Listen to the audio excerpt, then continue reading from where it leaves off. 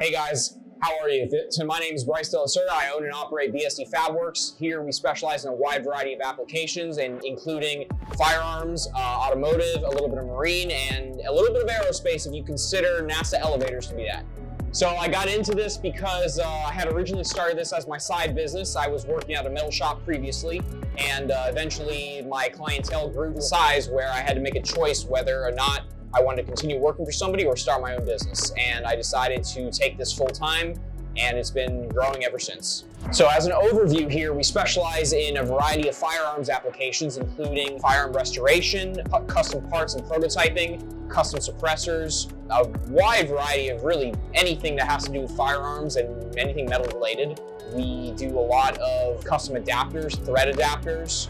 We'll take them from a prototyping stage and we'll use a CNC machine to afterwards then mass produce them. If you have any questions about your projects, you're going to be talking to me about it directly. I will work with you to try to figure out your best solution, the best way to accomplish whatever it is that you're trying to accomplish. Nothing really is outside of reach over here at BSD Fabworks. I really try to do the best custom work that I can for everybody and make their project a reality. At the end of the day, I really just want people to get their projects done and completed with the highest quality that I possibly can do. I love being involved with whatever projects that they have. All right, so over here, this is where I keep all my gunsmithing tools.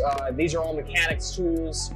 This is a station with lots of little grinding accessories, stones, Dremel accessories, a little different types of oils and polishing compounds. A lot of these tools were graciously donated by previous gunsmiths also, who in this case have passed away at this point.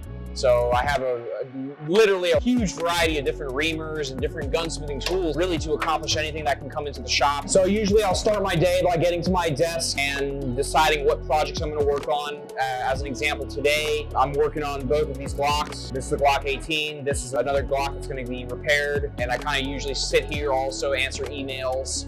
And I take photos with my little photo booth. Also, all the images that you see on social media are done via iPhone and with this little photo booth and some white paper just to make the photos pop.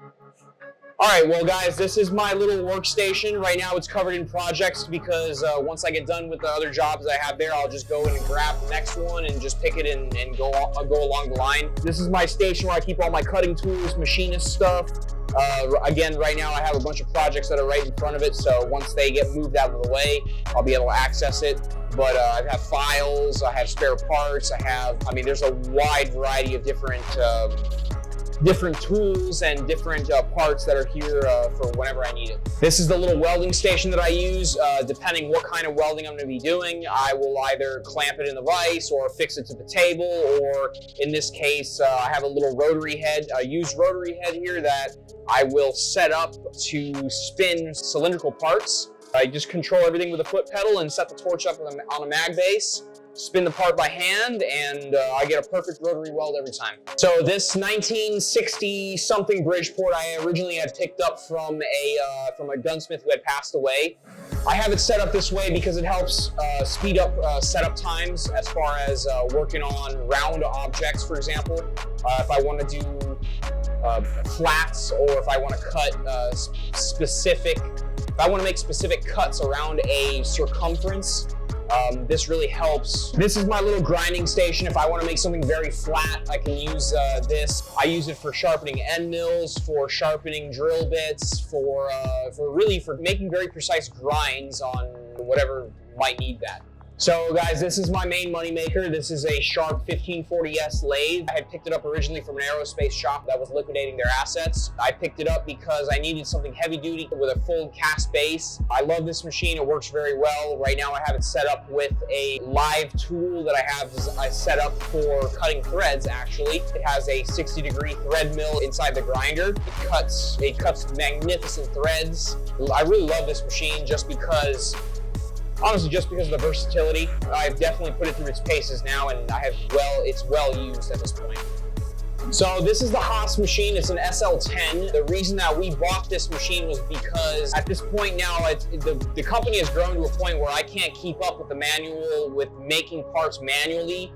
So we use this for production. There's lots of different types of thread adapters that I make.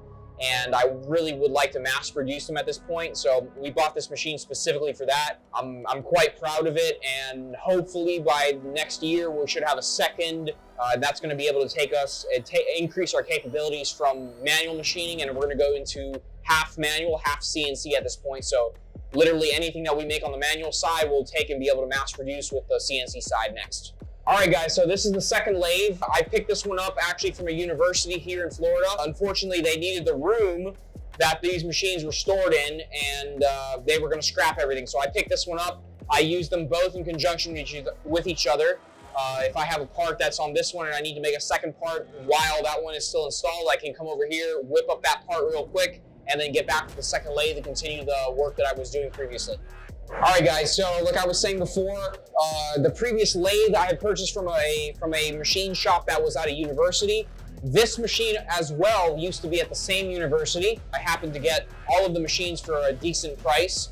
So I have this one set up to do square operations. I have it set up with a vise, no rotary table on it. It's very practical if I just want to clamp something on there, do 90-degree cuts or whatever kind of cuts that are not circular. So I like having both machines set up differently so that I can either go to one or the other depending what kind of cuts I need to make. The saw is pretty straightforward. It's pretty simple. It's a 3-phase Dual Model ML saw. It cuts wood, it cuts metal. For making straight cuts, nothing fancy. If I want to take a piece of stock and trim it to size or get it, something, or take a flat piece of plate and cut a slice of it. So that's usually what I use it for. So last thing before I send you guys off, I have the simple 20-ton hydraulic press. I use this one a lot for pressing materials. Let's say if I have a press fit, for example, I'll use this for doing that. If I want to remove barrels from actions, I'll use this as well. I find the results to be much better using a hydraulic press rather than a bench-mounted vise block for removing barrels. It's relatively cheap. You can get one at Harbor Freight, so it works really well for removing actions, really. All right, guys. So I guess in closing, this is the shop. I'm Brice from BSD Fabworks. Feel free to reach out anytime.